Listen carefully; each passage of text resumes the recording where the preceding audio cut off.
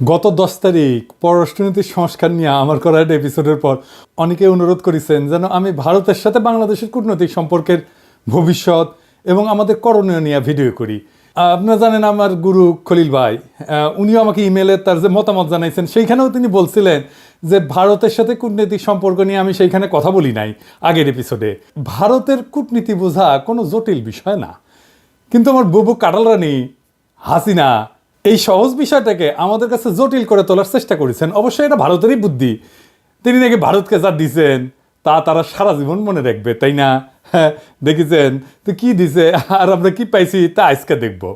এই ভিডিওটা শুধু আমাদের সরকারের জন্য না, কূটনীতিকদের জন্য না, বরং কৃষক, ছাত্র, জনতা সহ বাংলাদেশের সকল নাগরিকের জন্য গুরুত্বপূর্ণ। কেন? কারণ আমাদের একমাত্র শত্রু হইল ভারত। জি না, আমরা একা তাকে শত্রু জ্ঞান করি না, তারাও আমাদের শত্রু বলেই মনে করে। এই শত্রু শত্রু খেলা তারাই শুরু করেছে, আমরা শুরু করি নাই। এটা আমার অনুমান না, আজকে প্রমাণ করবো এবং সবাইরে জানাবো প্রমাণ সহকারে। না হইলে বিপ্লবকে ব্যর্থ করার যেসব চেষ্টা ভারত করবে তা মোকাবেলা করা আমাদের দিয়ে সম্ভব হবে না। গত 16 বছর হাসিনা যেভাবে আমাদের সরকারের সব দপ্তরে ভারতের স্থানীয় দালালদের ঢুকাইতেছে, তাতে আমাদের জন্য নতুন করে সব ঢেলে সাজানো ছাড়া কোনো গতি নাই। যাই হোক, অনেক কথা আছে, তাই চলেন প্রথমেই দেখে নিই ভারতের কূটনীতিক দর্শন কি বলে।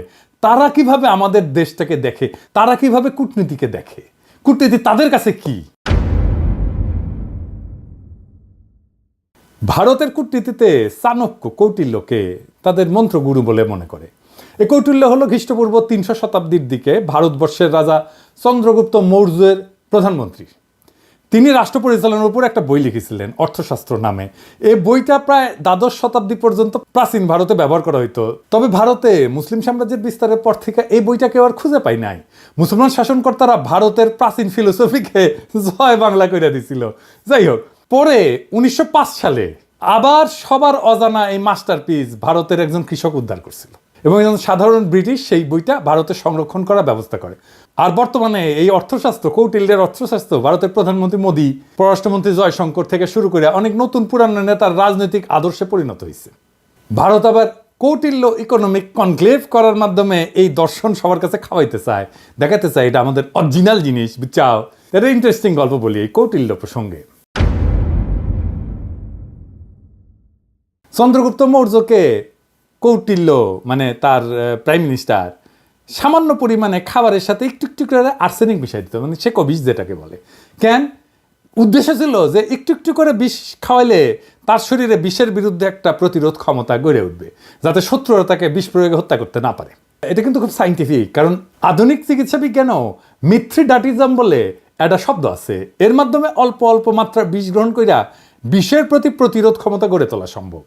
ঠিক যেভাবে অ্যান্টিবায়োটিক রেজিস্ট্যান্স হয় না ব্যাকটেরিয়ার, জীবাণুর, ওই রকম আর কি উঙ্কা। তো কথিত আছে যে একবার চন্দ্রগুপ্ত মৌর্যের রানী দুর্ঘটনাক্রমে ওই খাবারটা একটু খেয়ে ফেলে, আর্সেনিকযুক্ত খাবার। রানী তখন সন্তান সম্ভবা ছিলেন, তো বিষের প্রভাব থেকে তার অনাগত সন্তানদের বাঁচানোর জন্য রানীর পেট চিরা কৌটিল্য শিশুকে বাইর করছিল। এটাই হইতেছে ইতিহাসের প্রথম সিজারিয়ান সেকশন, বুঝাও। এই ছেলের নাম হইতেছে বিন্দুসার। বিম্বিসার না আবার কলে বিন্দুসার। বিন্দুসারের ছেলে হইতেছে সম্রাট অশোক। বুঝা গেছে? জীবনানন্দের বর্ণনা সেন যখন পড়ি না, উটি লেখা আছে না, বিম্বিসার অশোকের ধূসর জগতে সেখানে ছিলাম আমি। এই বিম্বিসার অশোক বইলা একটা ধাঁধা লাগাই দেন কিন্তু জীবনানন্দ। বিন্দুসার অশোক হইলে পিতা পুত্র হইতো, তাই না? এটা না করে একটা টুইস্ট দিছে বিম্বিসার কইয়া। এখানে এসে মনে হয় আসলে কি ঠিক পড়তেছি না ভুল পড়িছি না, তো সেই সময়টা ধূসর হয়ে যাওয়ার জন্য এরকম হয়েছে নাকি? বুঝাও কি সুন্দর, এটা কাব্যিক একটা মোহের মধ্যে ফেলা দেয়, বুঝেছেন? জীবনানন্দের এটা কলে মুন্সিয়ানা।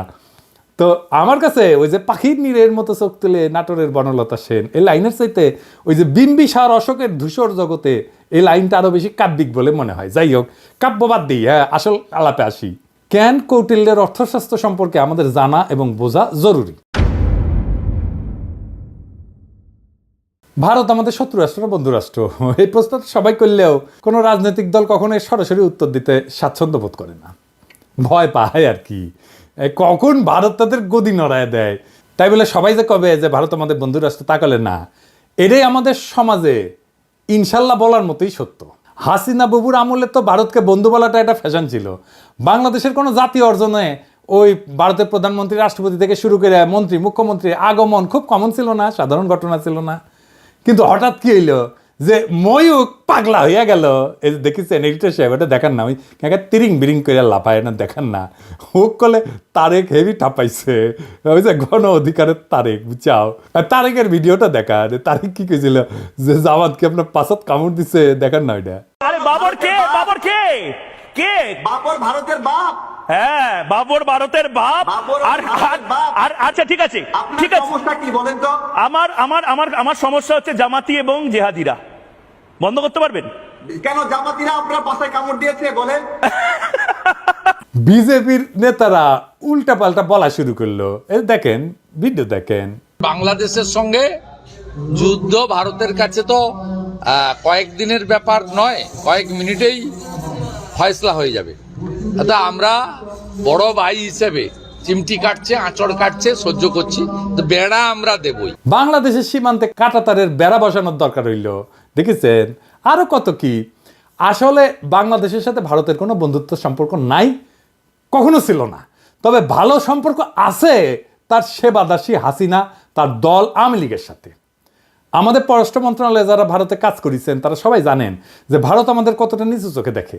যারা ঘুরতে গেছেন, চিকিৎসা নিতে গেছেন, তারা জানেন যে মুম্বাইতে তো বাংলাদেশের পাসপোর্টধারীদের তারা হোটেলে বুকিং পর্যন্ত দেয় না, দেখেছেন? হাসিনার আমলেও ভারত শুধু আমাদের থেকে সুবিধাই নিছে, কিচ্ছু দেয় নাই। ট্রানজিট নিছে, চট্টগ্রাম পোর্ট দিয়া মালামাল পরিবহনের অনুমতি নিছে, বাংলাদেশকে ভারতের মনোপলিতে পরিণত করেছে, আমাদের সরকারি প্রতিষ্ঠানগুলোকে শেষ করে দিছে। বিনিময়ে আমরা কি ওই মুজিবের আমলে স্বাক্ষর করা ফারাক্কার ন্যায্য পানির হিস্সা পাইছি? পাই নাই। আমরা কি হাসিনার আমলে তিস্তা চুক্তি দিয়া পানির ন্যায্য হিস্সা পাইছি? পাই নাই। তার কারণ কি? কারণটা হইতেছে কৌটিল্যের একটা থিওরি আছে, mandala theory. Mandala Nelson Mandela না, মান্ডালা মন্ডো থিওরি আর কি। তার মানে কোন রাজার পাশের রাজ্য তার বন্ধু না, পাশের রাজ্য হইল তার বন্ধু, বুঝছাও? চলেন একবার ম্যাপ দেখে আসি। ভারতের আশেপাশে যত রাষ্ট্র আছে তার মধ্যে একমাত্র বাংলাদেশের সাথে তার কথিত বন্ধুত্ব ছিল, মানে একমাত্র সেবাদেশী হাসিনার মাধ্যমে সে বন্ধুত্ব ছিল।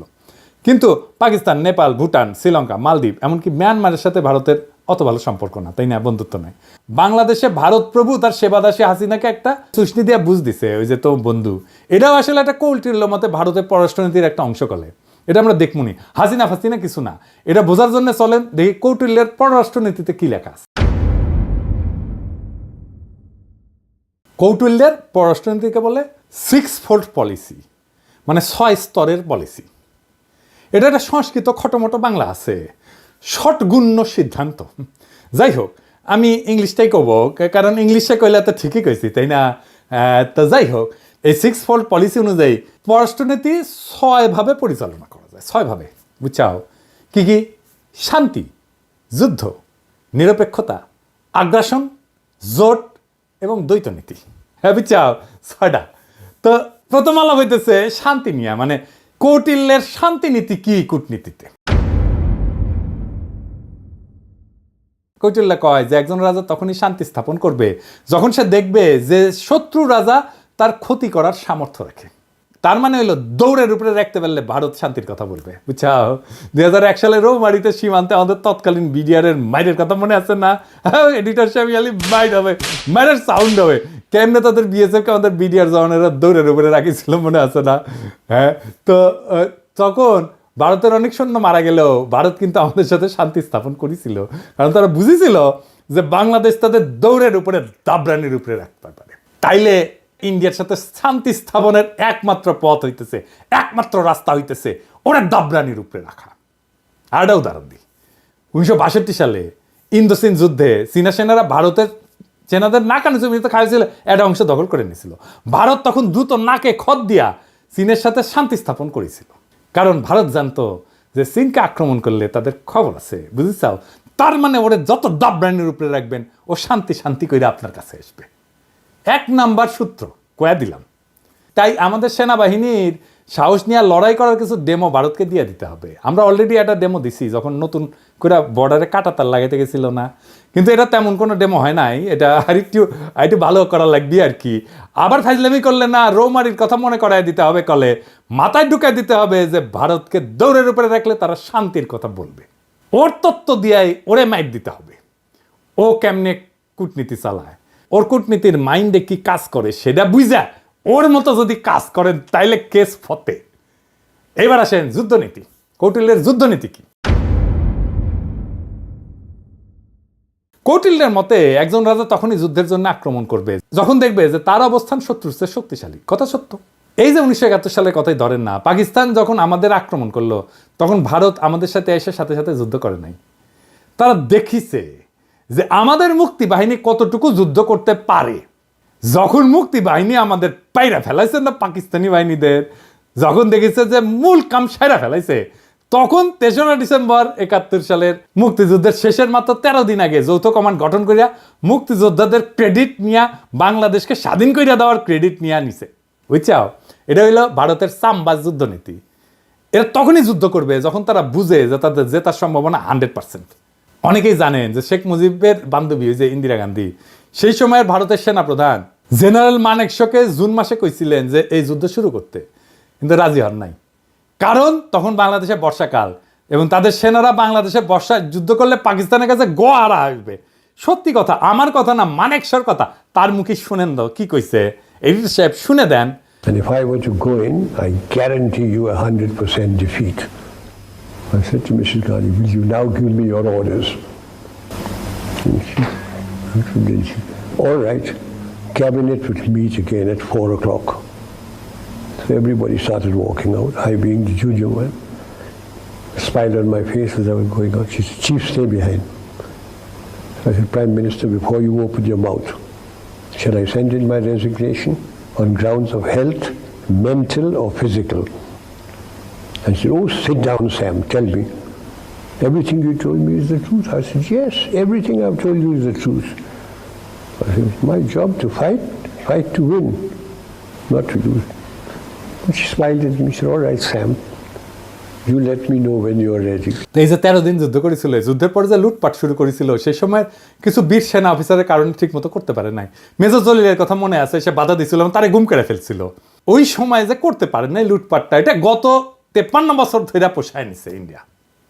তাই আমাদের সশস্ত্র বাহিনীকে মনে রাখতে হবে যেন ভারত কখনো এমন সুযোগ আছে বলে ভুলও না করে। প্রফেসর ইউনূসের সেনাবাহিনীর শীতকালীন মহড়ায় যাওয়ার ব্যাপারটা অনেকটা সেই রকম। আমি খুবই পছন্দ করেছি এটা। অনেকে না বুঝলেও আমাদের সবার শ্রদ্ধেয় প্রফেসর ইউনূস স্যার বুঝতে পারিছেন যে এই মহড়ার কত গুরুত্ব।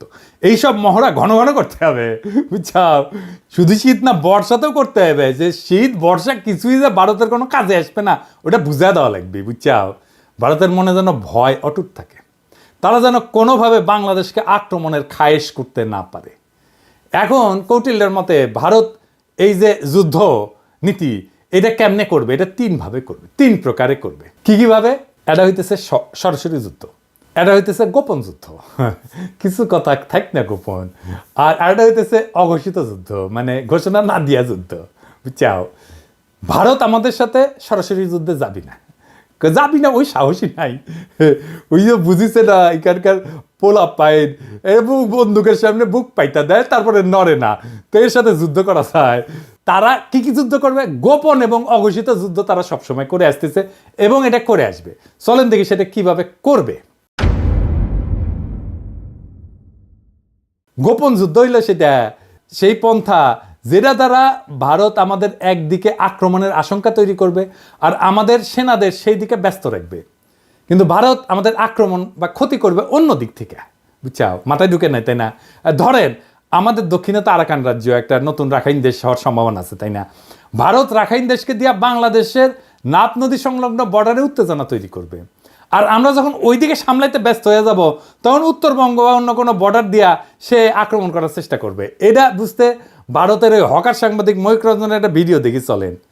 সে কইতেছে যে বাংলাদেশের চিকেন নেক নিয়ে নিলে ভারত ফেনী দখল করিয়া চট্টগ্রামকে আলাদা করে দিবে। শুনেন। এটিকে বলা হয় বাংলাদেশের চিকেন স্নেক। বাংলাদেশের এই চিকেন স্নেক অবরুদ্ধ করতে ভারতের সময় লাগবে 5 মিনিট। বাংলাদেশের চিকেন স্নেক এটা যদি কাট অফ করে দেওয়া হয়, তাহলে গোটা বাংলাদেশের ভূখণ্ডের সাথে চট্টগ্রামের কোনো সম্পর্ক থাকবে না। এই ফেনীটা যদি কোনোভাবে কাট অফ হয়ে যায় বা দখল হয়ে যায় বা অবরুদ্ধ হয়ে যায়, গোটা বাংলাদেশের এত বড়, এত জেলা সহ যে বাংলাদেশ, সেই বাংলাদেশ থেকে কাট অফ হয়ে যাবে চট্টগ্রাম। এবার এটা মৌলবাদীদের কি করে লোকে বোঝাবে? অর্থাৎ ভারত আমাদের চট্টগ্রামের ভয় দেখাইতেছে যেন আমরা এদিক নিয়ে ব্যস্ত হইয়া যাই আর ভারত আমাদের অন্যদিকে মেরা দেয়, বুঝাও। কিন্তু সেই প্ল্যান তো আজকে ফাঁস করে দিলাম, তাই না? এবার চলেন অঘোষিত যুদ্ধ কেমনে ভারত করবে। এটা আসলে ভারতের সবচেয়ে পছন্দের যুদ্ধ, বুঝছাও। এই যুদ্ধে তারা তাদের সরকারি এজেন্ট, ধর্মীয় এজেন্টদের ব্যবহার করবে।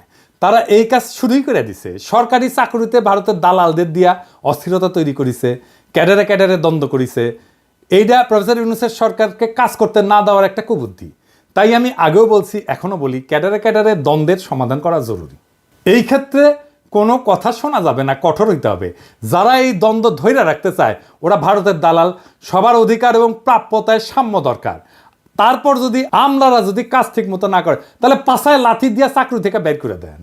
আমি গত ভিডিওতে তো পররাষ্ট্র অফিসারদের সুযোগ সুবিধার কথা কইছিলাম, তাই না? প্রশাসন ক্যাডার মনে হয় আমার উপর মাইন্ড করেছে যে দাদা তো ওদের কথা কইলে আমাদের কথা কিছুই কয় নাই। হ্যাঁ, এবার বুঝেন কেন বলছি। যতদিন ক্যাডার ক্যাডার দ্বন্দ্ব থাকবে ততদিন আমাদের সার্বভৌমত্ব ভারতের আগ্রাসী নীতির হাতে পরাজিত হওয়ার সম্ভাবনা থাকবে। এটা তো আমরা হতে দেব না, তাই না? তবে সুযোগ সুবিধা পাওয়ার পর আমার কূটনীতিক সহ 25 ক্যাডারের ভাই বোনেরা যদি কাজ না করেন আর ভারতের সামসামি না ছাড়েন তাইলে আপনাদের কলে খবর আছে, কইয়া দিলাম, বুঝছেন? আমি যখন ধরি না তখন কিন্তু কচ্ছপের কামড় দিয়া ধরি। আর একটা উদাহরণ দিই, ওই যে চিন্ময় প্রভুপাদের কথা মনে আছে না? ওরে দিয়া ভারত সুন্দর একটা গেম সাজাইছিল করলে যেন হিন্দুরা এই সরকারের বিপক্ষে কাজ করে। সাথে ভারতের কিছু বেতনভোগ বাংলাদেশি দালালও ছিল। ওই যে প্রথম আলো, তার দিল্লি স্টার, এটা আছেই। কিন্তু ইউনূস স্যার সেই ওগেরে আসার মেরে দিচ্ছে ভালো করে। একইভাবে দিল্লির সাতপন্থীদের দিয়া ধর্মপ্রাণ মুসলমান তাবলিগের সদস্যের মধ্যে মারামারি সৃষ্টি করছেন, সেটাও আমরা সামলাইছি করলে। এইরকম আরও আসবে, কিন্তু এখন আর লাভ হবে না, কারণ সবাই বুঝে গেছে যে ভারত কিভাবে এই কাজটা করে বা করবে। এইটা ভারতের অনেক প্রিয় মেথড, কিন্তু প্রিয় পদ্ধতি। ভারত আগেও তাই করেছে। 1975 সালে শেখ মুজিব জয় বাংলা করে দেওয়ার পরে ভারত আমাদের পার্বত্য চট্টগ্রাম এলাকায় শান্তি বাহিনীকে ফান্ড করেছিল, ট্রেনিং দিছে, তারপরে অশান্তি সৃষ্টি করেছে। আরে হারামজাদা কাদের সিদ্দিকী ওরে আশ্রয় দিচ্ছে। আদের সিদ্দিকী তার বাহিনী নিয়ে বাংলাদেশের ভেতরে আসে আক্রমণ করিত, এবং কাদের সিদ্দিকীর বাহিনীর সাথে আমাদের সেনাবাহিনীর যুদ্ধ হইতো। কিন্তু অনেকে গলে বীরুত্তম খেতাবও পাইছে, এবং আমাদের অনেক অফিসার মারা গেছে, সৈনিক মারা গেছে। আর এই হারামজাদা রাজনীতি করিচ্ছে, ওর তো এখন জেলে থাকা উচিত।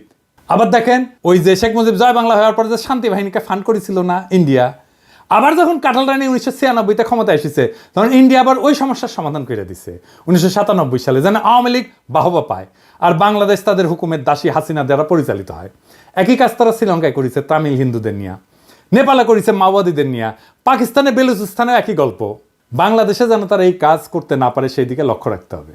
বর্ণ, গোত্র, ধর্ম নিয়ে যারা লাভ দেবে, ঝামেলা করার চেষ্টা করবে, ইসলামকে বাংলাদেশে বিতর্কিত করার চেষ্টা করবে, এরা সবাই ভারতের দালাল, এটা মাথায় রাখতে হবে। এবার দেখি কৌটিল্যের নিরপেক্ষতা কূটনীতি কি।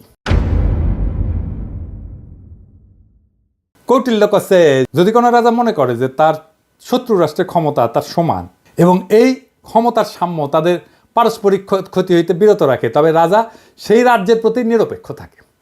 মজার কথা মানে হইল, ভারত যদি মনে করে বাংলাদেশ তাদেরকে জয় বাংলা করে দিতে পারে যে কোনো সময়, তাইলে ভারত আমাদের সাথে নিরপেক্ষ আচরণ করার সিদ্ধান্ত নেবে। এই ধরেন 5ই আগস্টের পর আমরা যখন ইলিশ দেওয়া বন্ধ করেছিলাম তখন ভারতের বাহাদুরি কিন্তু শেষ হয়ে গেছিল। তো ওরা তখন আমাদেরকে তেল দিয়া, কালারানির প্রতি প্রেম কিছুটা বিসর্জন দিয়া আমাদের থেকে ইলিশ নিচ্ছে, আমরা দিছি। যদিও এই সিদ্ধান্তটা আমাদের অনেকে পছন্দ হয় নাই, কেননা আমরা সেই সিদ্ধান্ত বুঝে নিছি কিনা জানি না। তবে এখন এইসব চাল আমাদের বুদ্ধি করে চলতে হবে। ভারতকে বুঝাই দিতে হবে যে 1971 সালে আমাদের সহায়তা করার প্রতিদান অনেক গুণে আমরা দিছি। এখন আমরা আমাদের ন্যায্য পাওনা আদায় না করে আপনাদের কিছু দিব না। আর একটা উদাহরণ দিই, 2008 সালে যখন মুম্বাইতে আক্রমণ হয় না, ওই যে তার দায় কলে ভারত পাকিস্তানকে দিছিল, অনেক হম্বিতম্বি করেছিল, কিন্তু তারা পাকিস্তানে কোনো সামরিক আক্রমণ চালায় নাই। এর কারণ হইল পাকিস্তান একটা নিউক্লিয়ার শক্তি, ওরে আক্রমণ করলে ভারত জয় বাংলা হয়ে যাবে, এটা ভারত বুঝে, তাই তারা হাক ডাক দিয়া চুপ ছিল। বুঝা গেছে ব্যাপারটা? শক্তিতে সমান সমান টক্কর দিতে হবে, টক্কর দেওয়ার ক্ষমতা, আমার টক্কর দেওয়ার ক্ষমতা আছে, এইটা বুঝাই দিতে হবে। এবার আসেন কৌটিল্যের আগ্রাসন নীতি। কৌটিল্যের দর্শন মোতাবেক একজন রাজা যখন নিজের শক্তি বৃদ্ধি করে তখন সে শত্রু রাজ্যকে আক্রমণের প্রস্তুতি নেয়। এটা কিন্তু ভারত খুবই মানে হইল যে এটা ভারতের পছন্দের একটা মেথড, এইভাবে সে মাপে অন্যরে। এই যে ধরেন রৌমারির কথা, 2001 সালে রৌমারিতে ভারতের সেনারা আমাদের জয় বাংলা হওয়ার পরে ভারত কিন্তু চুপ ছিল, কারণ আগেই বলছি এরপর আমাদের বুবু যখন 2008-এ 111-এর নকশা ক্ষমতা আসে, তার কয়েকদিনের মাথায় ভারতের প্রতিশোধ নেয় বিডিআরে হত্যাকাণ্ড কইরা, 57 জন সেনা অফিসারকে হত্যা কইরা। শুধু তাই না, বিডিআরের গৌরবময় ইতিহাস যেন বাংলাদেশে না থাকে, তাই তারা কাঁঠাল রানীকে দিয়ে নাম পরিবর্তন কইরা বিজিবি বানায়, পোশাক বদলায়। দেখেন হাসিনার দাসত্ব। আমরা যেহেতু এটা এখন বুঝে গেছি, আমরা আবার বিডিআরকে তার আসল নামে ফেরত নিয়ে যাব। বিডিআর নামে পরিচিত হবে, তাদের আধুনিক অস্ত্র দেব, ফেরায় দেব তাদের গৌরবের ইউনিফর্ম। এই নাম শুনলে আর ইউনিফর্ম দেখলে ভারতের 2001 সালের কথা মনে থাকবে, আর পাতলা পায়খানা হয়ে যাবে। এইটা আমাদের প্রথম কৌশল। দেখেন ভারতের সেনাপ্রধানের বক্তব্য। I'm in touch with the chief of Bangladesh during the time of when this changeover took place. I was in constant touch with him, and even thereafter, in November 24, we had a video conference also. As far as the military cooperation is concerned, is again going up in the same way. Our officers have moved there for the NDC also. There is no let up on that side. The only thing is, as far as the joint exercise which is carried out, because of the situation as of now, that we have postponed for some time, and as and when the situation improves, that exercise will also go on. When we talk about the relationship we should talk about when there is an elected government. So as of now, the relationship is with the military is well and perfect. 5 আগস্টের পর 5 মাস হয়ে গেল, ভারত তার কোনো মন্ত্রী বা সংস্থা প্রধান কখনো এই ধরনের কথা বলে নাই। আমি আমার আগের ভিডিওতে বলছিলাম যে ভারতের প্ল্যান মোতাবেক সব চলতেছে, এবং এই প্ল্যান মোতাবেক চালাইতেছে ভারতের আরেক সেবাদাস ওয়াকার। আমার কথা অনেকেই বিশ্বাস করেন নাই, অনেকেই আমাকে কইছেন ওয়াকার একটা বিপ্লবের শক্তি। এখন দেখেছেন তো, এখন দেখেন ভারতের সেনা প্রধান বলে তার সাথে নাকি অন্তর্বর্তীকালীন সরকার গঠনের পুরা সময় জেনারেল ওয়াকারের সাথে যোগাযোগ ছিল। অর্থাৎ ওয়াকার সাহেব যখন রাজনৈতিক নেতাদের নিয়ে অন্তর্বর্তীকালীন সরকার গঠনের চেষ্টা করতেছিলেন, তখন তিনি নিয়মিত ভারতের সেনা প্রধানের সাথে যোগাযোগ রাখতেছিলেন, রাষ্ট্রদ্রোহী কাজ করছেন তিনি। ওয়াকার সাহেব হয় আপনি বিপ্লবের স্পিরিট ধরতে পারেন নাই এবং হাসিনার আমলের অভ্যাস 2 দিনে ছাড়তে পারেন নাই, অথবা আপনাকে ভারতের সেনাপ্রধান ফাঁসাইয়া দিছে যাতে বাংলাদেশের সেনাবাহিনীর সর্বোচ্চ নেতৃত্ব বিপ্লবের বিপক্ষে কাজ করতেছে, এটা জনমনে ছড়ায় দেওয়া যায়। এইটা বাংলাদেশকে এবং বাংলাদেশের মানুষের মনোবল ধ্বংস করার চেষ্টা। এভাবেই গত 5 মাস ভারত নিজেদের কৌশল ঠিক করেছে এবং বাংলাদেশের সকল মানুষকে এটা বোঝানোর চেষ্টা করতেছে যে ভারত এখনো আমাদের প্রভু। এবং এইটা বোঝানোর জন্য তাদের প্রথম টার্গেট আমাদের হাসিনা বাবুর ফুফাতো বোনের জামাই সেনাপ্রধান ওয়াকার সাহেব। আমি অবাক হই যে সমস্ত সেনা সদর বা আন্তঃবাহিনী জনসংযোগ পরিদপ্তর এই নিয়ে কোনো কথা বলেন নাই, আর ভারতের দালাল বাঙ্গুয়েলিটারা বৈশাখী নিজেদের দেখতেছে আর নিজেদের হারানো প্রভাব পুনরুদ্ধারের স্বপ্ন দেখতেছে। প্রথম আলো গং এখন এইগুলা নিয়ে পুরা গল্প বানাবে ফায়াজ করিমের মতো। এইসব বাংলাদেশ বিরোধী ভারতীয় এজেন্টদের যেখানে দেখবেন সেখানেই এদেরকে জয় বাংলা কইরা দিতে হবে।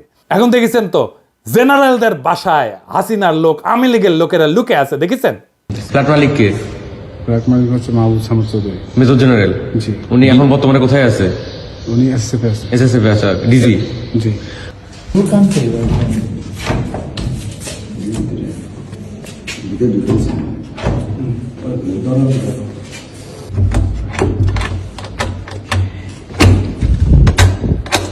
এক্সকিউজ মি, কেউ যদি থেকে থাকেন আসেন, কথা বলেন, বের হন, নাইলে আমরা কিন্তু দরজা ভাঙতে বাধ্য হব।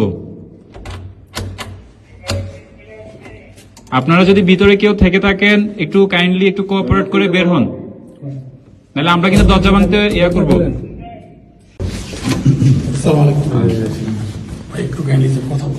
না না, কে? না না, please। কে? একটু কথা বলেন। বলেন কে?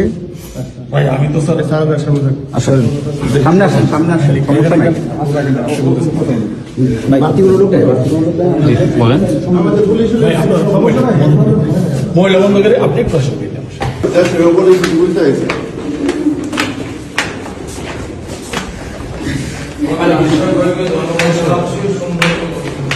তো এখন কি করা লাগবে আমাদের এই সেনাবাহিনী নিয়ে? এর মধ্যে আমাদের সামরিক সক্ষমতা এমনভাবে উন্নীত করতে হবে যেন ভারত আমাদের ভয় পায়। ভারতের সামরিক শক্তি আমরা জানি, সেটা ওয়াকার সাহেবও জানেন। সামরিক বিষয়ে তাই এখানে বলতে চাই না, আমার সাথে যোগাযোগ করলে পরামর্শ দিয়ে দিব। তবে এটা বলতে পারি, আমাদের সশস্ত্র বাহিনীকে নতুন নতুন আধুনিক যুদ্ধ বিমান, ট্যাঙ্ক, যুদ্ধ সরঞ্জাম কিনতে হবে। মাঝে মাঝে সে সমস্ত মাল দিয়া একটু প্রশিক্ষণ করে তো ফুটেতে টুটেতে হবে আর কি, বুঝছাও। আর বলিছি এটা সাইবার ব্রিগেড করতে হবে আমাদের শক্তিশালী, তাইলে আমাদের পাতলা পায়খানা চলতে থাকবে। ভারত কিন্তু ফ্রান্স থেকে রাফেল কিনেছে, রাশিয়া থেকে কিনেছে সুখয় যুদ্ধ বিমান। আমাদের তো রাশিয়া আর ফ্রান্সের সাথে সম্পর্ক ভালো, যুক্তরাষ্ট্রের সাথেও ভালো, তুরস্কও আছে। ভারত এতদিন আমাদের আধুনিক যুদ্ধ সরঞ্জাম কেনার ব্যাপারে ভেটো দিয়ে আসছে করলে, এখন বুঝতে পারছেন তো কেন তারা ভেটো দেয়? এই কূটনীতির কারণে, কারণ ওরা চায় আমরা যেন সমরে শক্তিশালী হইতে না পারি এবং তাদের সেবা দাসী হিসাবে থেকে যায়। এরপরে আসেন কৌটিল্যের কূটনীতিতে জোট নীতি কি। কৌটিল্য বলে দিছে যে যখন রাজা যুদ্ধ করবে না তখন সে অন্য শক্তিশালী রাজ্যের সাথে জোট গঠন করবে এবং নিজেকে সেই শক্তিশালী রাজার হাত থেকে নিরাপদ রাখবে। ভারত কিন্তু এই কামটাও ঠিক মতো করে, মানে কৌটিল্যকে মাইনে চলে আর কি। এই যেমন ধরেন ভারতের সামরিক সহযোগিতার সম্পর্ক আছে রাশিয়া, ইসরায়েল আর যুক্তরাষ্ট্রের সাথে। এই 3 দেশ চাইলে যে কোনো সময় ভারতকে জয় বাংলা করে দিতে পারে। আবার লক্ষ্য করলে দেখবেন যে এই 3 দেশের সাথে যাদের শত্রুতা, ভারত কিন্তু তাদেরকে শত্রু মনে করে। এই 3 দেশের কমন শত্রু হইল মুসলিম দেশগুলা। ভারত এদের সাথে সন্ধি করার মানে হইল ভারত এদের সাথে মিলা মুসলিম বিরোধী শক্তি গঠন করতে চায়। ভারত এইসব দেশ থেকে সমরাস্ত্র কেনে, এদের সাথে মিলিটারি তথ্য আদান প্রদান করে। আমরা হয়তো ইসরায়েলের সাথে সম্পর্ক করতে না পারলেও বাকি 2 দেশের সাথে পারবো, সেই অবস্থা আমাদের আছে।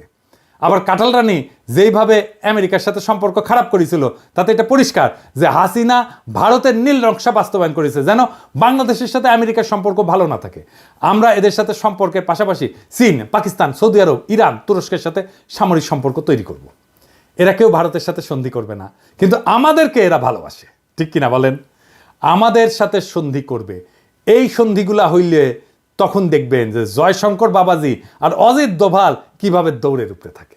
আমাদের সামরিক কেনাকাটাগুলা আমরা এইসব দেশ থেকে করব। আর আমেরিকা, রাশিয়াকে সাথে নিতে হবে। এরা কিন্তু হিসাবি দেশ, এদের থেকে সমরাস্ত্র না কিনলে এরা আপনাকে কোনো সাপোর্ট দিবে না। ভারতে রাফায়েল আছে, আমরা F-16 কিনতে পারি। আবার ফ্রান্সের রাফায়েল অথবা রাশিয়ার সুখয় কিংবা চীনের চেংদু J-10 চার্লি কিনতে পারি, তাই না? তবে ফ্রান্সের রাফায়েল কিনলে আমি এনে খুশি হমনি, তাই না? আমাকে এত আশ্রয় দিছে না ফ্রান্সের সরকার, ওদের কিছু করা লাগে না, আমাদের তো একটা দায়িত্ব আছে, কি বলেন? তো রাফায়েল কিনলে পিনাকি দাদা খুশি হয়ে যাবে নি, বুঝছাও? তো শুনেন, কেনা লাগবি না এখনই, খালি কেনার আলাপ শুরু করে দেন, দেখবেন ভারতের সীমান্তে কাঁটাতার বসানো থেমে যাবে। আমি গ্যারান্টি দিচ্ছি, লিখে দিচ্ছি, না হইলে আমার এসে কইেন। আলাপ শুরু করেন, খালি দেখেন তাদের রাষ্ট্রদূতের দৌড়াদৌড়ি শুরু করে দেবে ওই দেশে। তখন ওরাও ভারতকে তাদের ব্যবসার মধ্যে না আসার পরামর্শ দিয়ে বসায় দিবে।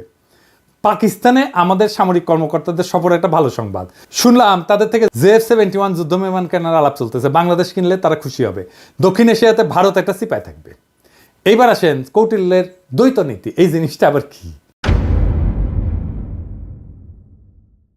এটা সবচেয়ে মজার থিওরি। এটার মধ্যে একজন রাজা একই সময় একজনের সাথে যুদ্ধ আর একজনের সাথে সন্ধি, বুঝছাও?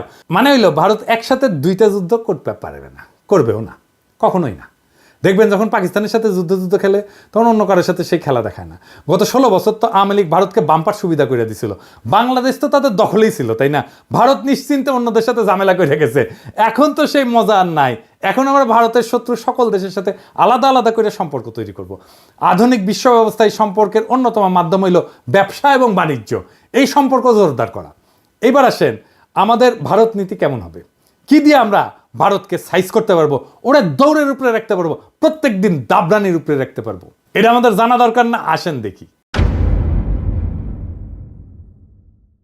অনেকে মনে করে আমরা ছোট দেশ, ভারত ছাড়া আমরা চলতে পারবো না। আরামজাদা, চলতে পারি কিনা তুই দেখ আমাদের দায়িত্ব দিয়ে দেখ পারি কিনা। আমি প্রফেসর ইউনূসকে কইব যে আপনি অনতিবিলম্বে সার্কের কার্যক্রম চালু করেন। দরকার হলে বাংলাদেশ সম্মেলনের ডাক দিবে, আয়োজন করবে, এতে সকল দেশের সাথে বাংলাদেশের সম্পর্ক উন্নত হবে। ভারত আসতে যাবে না জানি, কারণ তারা পাকিস্তানের সাথে এক টেবিলে আলোচনায় বসবে না। আমাদেরকেই সুযোগটা নিতে হবে। এই জন্যেই আমরা ভারতকে ছাড়াই সার্কের কাজ শুরু করব। দক্ষিণ এশিয়াতে ভারতের মহাজনগিরি ছুটাই দিতে হবে। দক্ষিণ এশিয়াতে পাত্তা না পেলে ভারতকে আর কোনো দেশই পাত্তা দিবে না। ভারত নিজেদের অনেক বড় হ্যাডম ভাবে। দেখেন তাদের পররাষ্ট্রমন্ত্রী কি বলে। I think I'm 1/5 of the world's population. I am what today the 5th or 6th largest economy in the world. I mean, forget the history, civilization bit, everybody knows that.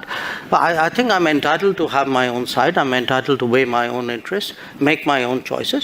And my choices will not be cynical and transactional, but they will be a balance of my values and my interests. There is no country in the world which disregards its interests. SAARC চালু হইলে দেখবেন ভারতের পায়জামা ঢিলা হয়ে গেছে, ওর ফিতা খুঁজে পাচ্ছে না। সাথে আমরা অবজারভার হিসেবে নিব চীন, রাখাইন, এইসব দেশকে, তারা খুশি হবে। আফগানিস্তানকে নিব, রোহিঙ্গা সমস্যার সমাধানে নতুন গতি আসবে।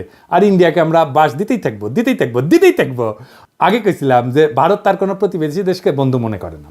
আমরা ভারতকে বন্ধু মনে করার কোনো ঠেকা নাই আছে, ওরাই তো মনে করে না। আমাদের ভুলে গেলে চলবে না যে আমরা 18 কোটি মানুষের একটা বাজার, পৃথিবীর 8ম বৃহত্তম বাজার, আমাদের ক্রয় ক্ষমতা বিশ্বে 25তম। আমাদের এইখানে সবাই তার পণ্যের বাজার করতে চাইবে, সবাই। আওয়ামী লীগ বাংলাদেশকে ভারতের একক বাজারে পরিণত করছিল। বিগত 5 বছরে, বিশেষ করে কোভিডের পর ভারত থেকে আমাদের আমদানি কতটা বাড়িছে দেখেছেন? দেখেন, শুধু 2022 সালে ভারত থেকে বাংলাদেশ আমদানি করেছিল $14 বিলিয়ন, আর যেখানে বাংলাদেশ থেকে ভারত আমদানি করেছিল মাত্র $2 বিলিয়ন। মানে হইল হাসিনা বাংলাদেশের টাকায় ভারতের কোভিড থেকে হওয়া ক্ষয়ক্ষতি মিটানোর ঠিকানি ছিল। না হলে ভারতের এত দুঃখ কারণ দেখি না। ভারতের সাথে আমাদের ব্যালেন্স অফ ট্রেড হবে সমান সমান, লাগলে আমাদের পক্ষে বেশি হবে, কারণ ভারতের জনগোষ্ঠী আমাদের 10 গুণ। আমরা যা ভারত থেকে কিনবো, ভারতের আমাদের 10 গুণ কিনতে হবে আমাদের কাছ থেকে। ভারত আমাদের থেকে সমান সমান আমদানি না করলে আমরা ভারত থেকে পণ্য আমদানি বন্ধ রাখবো। ভারত থেকে আমরা সবচেয়ে বেশি আমদানি করি তেল, তুলা, পশুখাদ্য, মোটরযান ইত্যাদি। এইগুলো আমাদের নিকটবর্তী দেশগুলো থেকে সহজে আমদানি করা সম্ভব। আমরা এই সেক্টরগুলোতে চোখ রাখবো, আর এই সেক্টরগুলোতে ভারত থেকে আমদানি বন্ধ না করা হইলে আমরা দরকার হলে রাস্তায় নামবো, আবার সংগ্রাম করব। মেসেজ ক্লিয়ার, ভারতের একচেটিয়া আমদানি বাদ। লাগলে চীন থেকে আমদানি হবে, লাগলে রাশিয়া থেকে আমদানি হবে, ওদের সাথেও ব্যালেন্স অফ ট্রেডের অবস্থা ভালো না। তবে ভারতের শত্রু আমাদের বন্ধু হইতেই পারে, আর আমাদের সাথে ফাইজলামি করলে আমরা চীনকে দিয়ে ভারতের কান চুলকাইতে পারবো। তখন ভারত বুঝবে যে কৌটিল্য আমরাও বুঝে গেছি, বুঝছাও। আর বুঝেছেন তো, আমি তো কইছিলাম যে রাশিয়া থেকে ট্রাক কেনা লাগবে। এই যে দেখেছেন না ট্রাক কত সুন্দর, দেখেছেন? রাশিয়া থেকে ট্রাক কেনেন, ইন্ডিয়ার ট্রাক দিয়ে কি করবেন? আর দেখেছেন মুখে হাসি ফুটেছে। এই যে আমার ক্ষুদ্র ভাতারা খুশি হয়ে গেছে রাশিয়ার ট্রাক দিকে। তা আমাদের ভারত নীতি খুব সোজা। 1971-এর পর থেকে আওয়ামী লীগ যে চুক্তি করেছে ওইগুলো আমাদের পুনর্বিবেচনা করতে হবে। ভারত যদি কোনো চুক্তি না মানে তাহলে আমরা সব চুক্তি বাতিল করে দেব। ভারত বাংলাদেশের 64টা অভিন্ন নদীর একটা নদীতে যদি ঠিক মতো পানি না আসে তাহলে ভারতের ট্রানজিট বন্ধ করে দেওয়া হবে। সীমান্তে ওদের শাকসবজি কাঁচামাল যেন পয়সা নষ্ট হয়ে যায়। একবার এই কাজ করে দেখবেন ভারত কিভাবে সোজা হয়ে থাকে। আমরা যেভাবে হাসিনার রেমিটেন্স বন্ধ করে দিছিলাম না, ঠিক সেইভাবে ভারতের বাংলাদেশ থেকে উপরি কামাই যদি বন্ধ করে দেন তাহলে দেখবেন সোজা। ভারতে কেউ শপিং করবেন না, ভারতে কেউ চিকিৎসা করতে যাবেন না।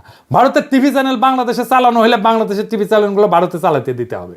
আমাদের টিভি চ্যানেল টাকা দিয়ে কিনতে হবে ওদের। এই বাজার হারানোর ভয় ভারতের মধ্যে ঢুকলেই দেখবেন সব ঝরঝরা। সেদিন দেখলাম বাংলাদেশ সরকার ভারত থেকে 1137 কোটি টাকার ডিজেল কিনবে বলে সিদ্ধান্ত নিচ্ছে। কি আর করবো, কি আর বলবো, বুঝতে পারছি না। জুলাই বিপ্লবের পরে আমাদের প্রায় 2000 ছাত্রছাত্রী প্রাণ হারাইলো ভারতের সেবাদাসী হাসিনার পুলিশের গুলিতে। এখন আমাদের ডিজেল কেনার জন্য আর ভারত ছাড়া কারোর চোখে পড়ে না। তো এই জ্বালানি উপদেষ্টার সাথে আমার অনেক বন্ধু বান্ধব ওনারা সম্মান টন্মান করে, সেজন্য কিছু কইছিলাম না এতদিন। কিন্তু বুঝেন জ্বালানি উপদেষ্টা সাহেব, কামটা আপনি খুব খারাপ করেছেন। আপনারা ওয়ার্নিং দিলাম, ডিজেল কেনার জায়গা পান না আপনি। হ্যাঁ, আরও তো 6টা দেশ থেকে তো ডিজেল তেল কিনতেছেন। এই যে দেখেন তো, ওই 6 দেশ থেকে ডিজেল কেনা যেত না কেন? ভারত থেকে তেল কেনার দরকার পড়লো, কুরকুরানিটা কই? জ্বালানি উপদেষ্টা সাহেব, আপনাকে জাতির সামনে এই প্রশ্নের উত্তর দিতে হবে। সামে সিকোনে প্রচুর কাম করিচ্ছেন কলে, নাইলে বিপ্লবী জনতা আপনাকে কেন বিশ্বাস করবে? ইউনূস স্যার, আপনি কি এই ব্যাপারে জানেন নাকি বিএনপির সাথে সমঝোতা হওয়ার পর এখন বিএনপির চাপে আপনারা এই সিদ্ধান্ত নিতেছেন? নিলে জানান, আমরা তো আছি। যেই দল গত 10 বছরে মুরগির ক্ষোভ থেকে বাইরে হতে পারে নাই, সেই দল এখন নিজেদের জুলাই আন্দোলনের মাস্টার মাইন্ড বলে, আবার ক্ষমতা আসার জন্য ভারতের সাথে আতাত করে, যেন ভারতের প্রভুত্ব বাংলাদেশে টিকে থাকে। এমনিতে আপনাদের জনসমর্থন কেমন এটা তো বুঝবার পারিচ্ছেন। মানে ওই দলকে কইতেছি যে আসতে চায় ক্ষমতায়, তারপরে যদি ভারতের দাস হিসেবে পরিচিত পান তাহলে ক্ষমতা আসলেও সে ক্ষমতা ধরে রাখতে পারবেন না। হাসিনারে নামাইতে যদি 36 দিন লাগে, আপনারা 36 ঘন্টায় নামায় দেওয়া যাবে। খুব সাবধান, এটা ইন্টারনেটের যুগ, উন্নত প্রযুক্তির দুনিয়ায়, কিন্তু সরকার চালানোর অভিজ্ঞতা আপনাদের নাই। আমরা জানি কিভাবে কি করতে হয়, আপনাদের চেয়ে আমরা অনেক ধাপ আগে। আমাদের সাথে পরামর্শ করেন, নইলে কি করতে গিয়া কি খায়া ফিরে আসবেন তা কিন্তু বুঝবার পারবেন না। ভারতে আমাদের সব কাজ স্লো করে দিতে হবে, দূতাবাসে আমাদের লোকের সংখ্যা কমায় দিতে হবে। পররাষ্ট্র উপদেষ্টা এই জিনিসটা ভালো করে খেয়াল রাখবেন, ওই লোক দিয়ে আমাদের আসন্ন বন্ধু দেশের মিশনগুলোকে শক্তিশালী করেন। ভারত আমাদেরকে ভিসা না দিলে আমরা ভিসা দিব না, আমাদের দূতাবাসে আক্রমণ করলে আমরা ওদের শান্তিতে থাকতে দেবো না। ইউনুস স্যার তো ভদ্র মানুষ, আপনি না পারলে আমাদেরকে বলবেন, আমার ক্ষুদ্র ভাতা এবং ভগিনীরা ভারতের পাশে আগুন ধরায় দিবে, লাগলে জায়গা মতো আগুন ধরায় দেব। আমাদের কোনো সরকারি কর্মকর্তা ভারতে প্রশিক্ষণে যাবে না। কেন যাবে না জানেন? আসেন বলি। কারণ এইসব প্রশিক্ষণ দেওয়া এতদিন ভারত আমাদের সব অফিসারদের প্রোফাইল বানিয়েছে, বুঝছেন? তাদের কার কি পছন্দ অপছন্দ, কারে পয়সা দিলে হবে, কারে মেয়ে ধরাই দিতে হবে, তা সব জানে এবং এই কাজ করেছেও। কিন্তু এই যে সানিউল কাদের দেখেছেন না, ধরা খেয়েছিল, তারা ইউএনএদেরকে ডিসিদেরকে নিয়ে গেছে দেরাদুনে, কূটনীতিকদেরকে পড়াইছে দিল্লিতে। তাই আমাদের সরকারি অফিসারদের বিশেষ করে যারা ভারতে প্রশিক্ষণ নিছে তাদের শুদ্ধি পরীক্ষা নিতে হবে, এবং এরা সব কয়টা বিক্রি হয়ে গেছে। আমাদের অফিসাররা ভারতে প্রশিক্ষণে গেলে তাদের অফিসারদেরকেও আসতে হবে এখানে। এটা অবশ্য ফরেন সার্ভিস একাডেমি করে, তবে এটা আরও বেশি করা দরকার। ভারতের অফিসারদের প্রোফাইল তৈরি করতে হবে, এবং এর একই সাথে আমাদের চরিত্র ঢিলা অফিসারগুলো আছে না, ওদের আপাতত কাজ করা বা পদায়ন থেকে বিরত রাখতে হবে। নইলে তারপর 2 পেগ মেরে আবার হোয়াটসঅ্যাপে ফ্যান খুলে দিবে, ভারত সেই সমস্ত ছবি জোগাড় করে তাদের দিয়ে গুপ্তচরগিরি করাইবে, বুঝছো? এটা ওদের একটা পলিসি করে। এখন আপনারা যেহেতু ভদ্রলোক, সেই জন্যে সুশীল, সেই জন্যে আপনারা ওদেরকে দূরে রাখেন যাদের চরিত্র ঢিলা। আমি যদি ফরেন মিনিস্টার হইলামিনি, তাইলে ওই হানি ট্র্যাপ ফেলা ইন্ডিয়ার মায়াগরে তাদের ডাবল প্রমোশন দিলামিনি। ইন্ডিয়া হানি ট্র্যাপে ফেলানো ছাড়া আর কিছু পারে না। তাই তাদের এই হানি ট্র্যাপ আইডিয়া জয় বাংলা করে দিতে হবে। যখন কইতে পারবেন পারলে আরও পাঠা, তোর দেশে মায়েরা আমার কাছে আসে কেন, তুই পারিস না তো আমি তোরে সাহায্য করতেছি, আরও পেটে দিস বান্দা হাজি, সেই দিন তাদের এই অস্ত্র আর কাজ করবে না। তাদের দর্শন, তাদের ফিলোসফি তাদের বিরুদ্ধে প্রয়োগ করা লাগবে। তখন কইবেন যে পিনাকি যা কইছিল তা কতটা সত্যি, যদিও পিনাকি বাংলাত কছে, বগুড়ার ভাষাত কছে, তাও কলে এটা সত্য কইছে। তাই ভারতে আমাদের সকল সরকারি কর্মকর্তার ট্রেনিং বন্ধ, একেবারে ফুল স্টপ। এবার আসেন শেষ কথা। পররাষ্ট্রনীতিতে শেষ কথা বলে কিছু নাই। এক দেশ নিয়ে পলিসি করাটাও বিপজ্জনক। এক দেশের সাথে সম্পর্ক স্থাপন করা শুধু সেই 2 দেশের ব্যাপার না, অনেক বিষয় মাথায় রাখতে হয়। তবে ভারত যেহেতু স্পেশালভাবে আমাদের গত 53 বছর লুট করে গেছে, তাই আমাদের এখন সময় আসছে ভারতকে নিয়ে ভাবার, নতুন কইরা পলিসি তৈরি করার। কৌটিল্য ভারতের আইডিওলজিক্যাল গুরু কলে, তবে এমন গুরু ওদের অনেক আছে, কিন্তু কৌটিল্যের ব্যাপারটা একটু আলাদা। তাই ইউনুস স্যারকে আমি বলবো, আপনাদের সব সরকারি কর্মকর্তাদের কৌটিল্য পড়ান, বই পড়তে বলেন, পরীক্ষা নেন। ভারত যেভাবে আমাদেরকে সাইকোলজিক্যালি করাপ্ট করেছে না, আমরা এখন ওদের সাইকোলজি শিখবো তাদেরকে করাপ্ট করার জন্যে। আজকেই আর ফল আসবে না, কারণ সরকারে তাদের অনেক গোপন সেবাদাসী আছে। তবে এইভাবে আগাইলে আশা করা যায় আমরা 5-10 বছরের মধ্যে আমাদের হারানো মেরুদণ্ড আবার ফিরে পাবো। আর আওয়ামী লীগ হইল ভারতের দাস, দেশের শত্রু। এটা আজ আবার প্রমাণ করলাম, এটা দর্শন দিয়া করলাম। এইবার অনেকে তো বলে যে পিনাকি না বুঝেই বলে, তাদের জন্য সমালোচনার আহ্বান রইল। ভারতের পররাষ্ট্রনীতি আমি যেভাবে খুইলা দেখাই দিলাম, এটার বাইরে কোনো কথা আছে কিনা, ভারত নিয়ে যে দালালি করবে তাদের কলে খবর আছে। আপনারা সরকারি পদ্ধতি সামলান, আর আমি তাদের স্থায়ী সেবাদাসী প্রথম আলো আর ডেইলি স্টার দেখতেছি। এরাই মিডিয়াতে উল্টাপাল্টা লিখবে, মানুষকে ভারতের মুখাপেক্ষী করতে সব চেষ্টা করবে। আগাম কইয়া দিলাম আপনাদের প্ল্যান, চেষ্টা করে দেখেন, ফাল দিলে কলে খপ করে ধরবো, ধরে ফেলামো। জিয়াফতে এখন লোক হচ্ছে ক্যাঙ্কা, দেখেছেন?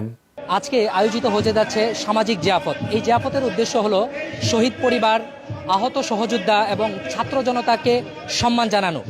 এই জিয়াফতে 5000-এর অধিক মানুষকে গরু জবাই করে খাওয়ানোর ব্যবস্থা করা হয়েছে। আমরা যদি চারপাশটা একটু দেখাই, আপনারা এই পাশটাই দেখেন কি পরিমাণ মানুষ এখানে স্বেচ্ছায় এসে উপস্থিত হয়েছে। তাদের উপস্থিতি প্রমাণ করে শহীদদের প্রতি সাধারণ মানুষের এবং আহতদের প্রতি সাধারণ মানুষের ভালোবাসা এবং আবেগ কতটা বেশি। বাড়ির সামনে কলে গরু ফেলামো আর জবদমু, গরু ফেলামো আর জবদমু, কাইন্দা কলে কুল পাবেন না, তখন আবার কয়েন না সাবধান করি নাই। ইনকিলাব জিন্দাবাদ।